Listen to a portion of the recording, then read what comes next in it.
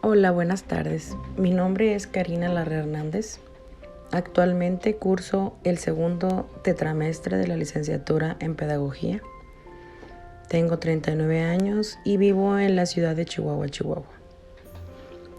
Soy mamá de 2 niños, Luis Fernando, de 12, e Ivana Alejandra, de 4 años. Hace aproximadamente 14 años trabajo en el ámbito educativo en el nivel de secundarias técnicas. He impartido diversas materias como matemáticas, español y tecnologías. En el presente video hablaremos del método científico y los elementos que integran un reporte de resultados. Iniciamos con el concepto de ciencia y cómo se clasifica. ¿Qué es la ciencia? La ciencia es un sistema que organiza y ordena el conocimiento a través de preguntas comprobables y un método estructurado que estudia e interpreta los fenómenos naturales, sociales y artificiales. Las ciencias se pueden clasificar de acuerdo con la forma en que se obtiene la información. De forma no empírica, que se les llama ciencias formales, y empírica, que son las ciencias naturales y sociales. Algunos ejemplos de ramas de las ciencias no empíricas son matemáticas, filosofía y la lógica. A continuación, hablaremos del método científico. ¿Qué es el método científico? Es una metodología para obtener nuevos conocimientos que ha caracterizado históricamente a la ciencia y que consiste en la observación sistemática, medición, experimentación, la formulación, el análisis y la modificación de hipótesis. Los pasos del método científico son 6. Como punto número 1 tenemos la observación, que es el análisis sensorial conciso y numeroso. Como punto número 2 tenemos el planteamiento del problema.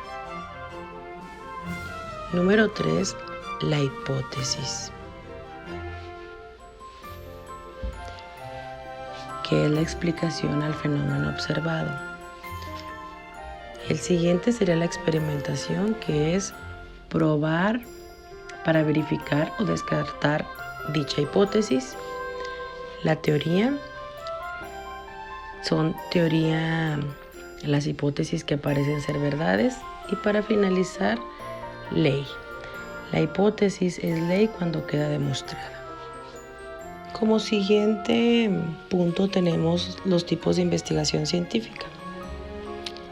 Los tipos de investigación científica se dividen según la finalidad, el alcance, el diseño, fuente y enfoque de la investigación. Tenemos varios tipos de investigaciones, como lo es la histórica, que es la que analiza eventos del pasado y busca relacionarlos con otros del presente. También está la investigación documental. Analiza información escrita sobre el tema que es el objeto de estudio.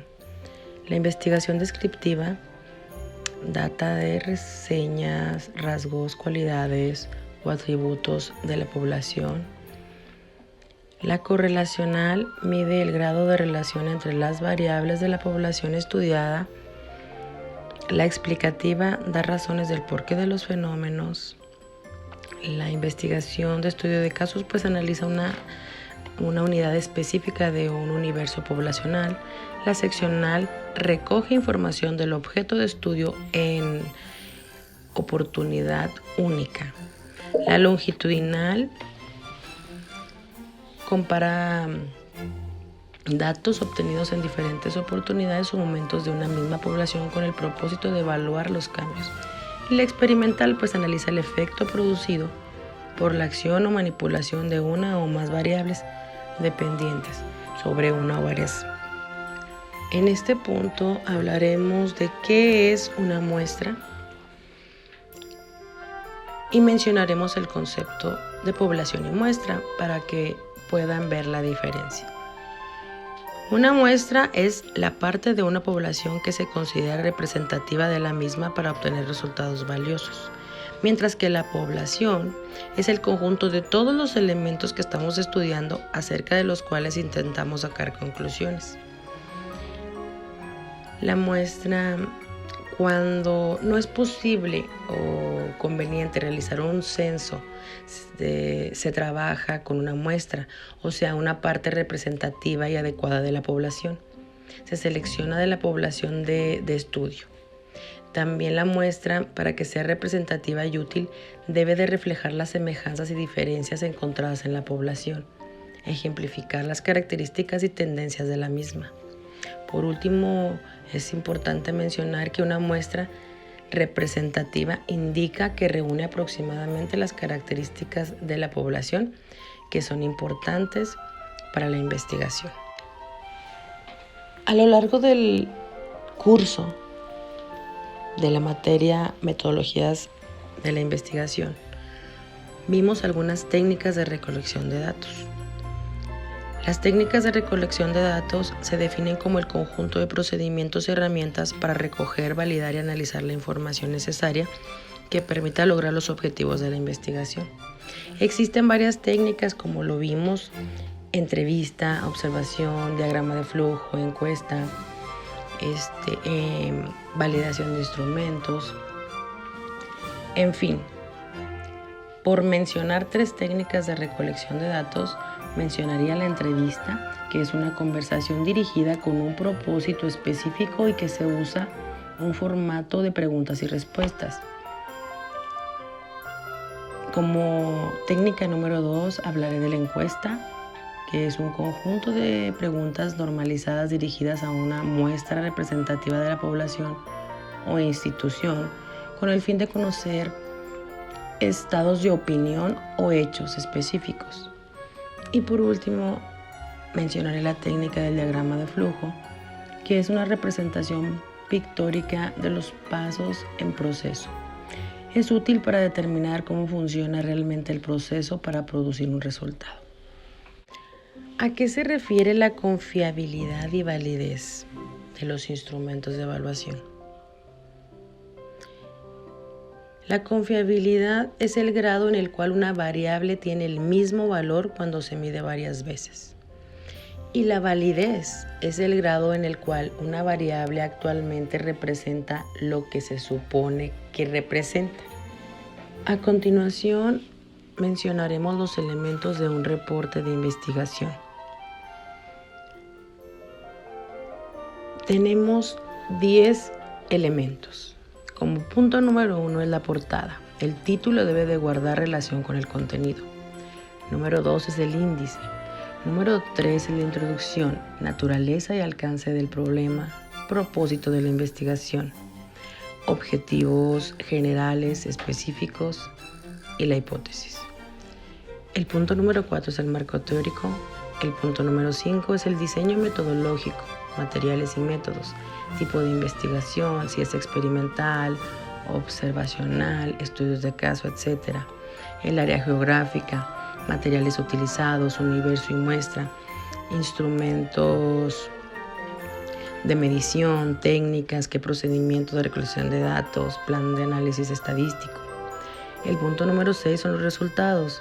Breve descripción de los aportes y hallazgos de la investigación, detalles de los resultados mediante tablas, gráficas, dibujos, etc. Especificar si se aceptan o rechazan las hipótesis. El punto número 7 es discusión, el 8 conclusión, el 9 las referencias y número 10 resumen. ¿En qué consisten las normas APA y por qué deben ser utilizadas en los reportes de investigación?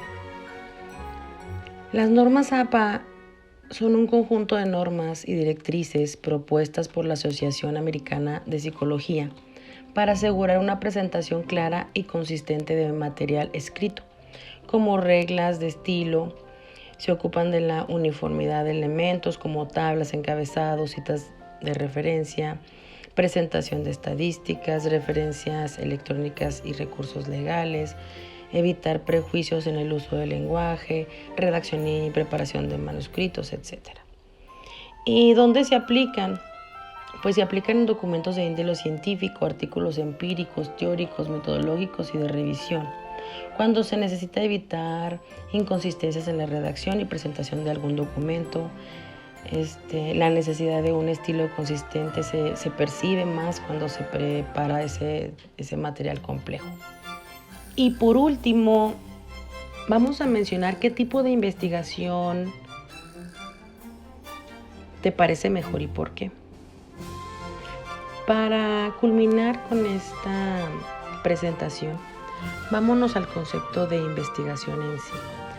La investigación es el conjunto de métodos que se aplican para conocer un asunto o problema en profundidad y generar nuevos conocimientos en el área en la que se está aplicando. Y como ya vimos anteriormente, existen varios tipos de investigación. Para contestar la pregunta, ¿qué tipo de investigación te parece mejor y por qué? En lo personal, todas las investigaciones son buenas. No podría elegir una. ¿Y el por qué? Es porque cada una tiene su estilo, cada una tiene su concepto.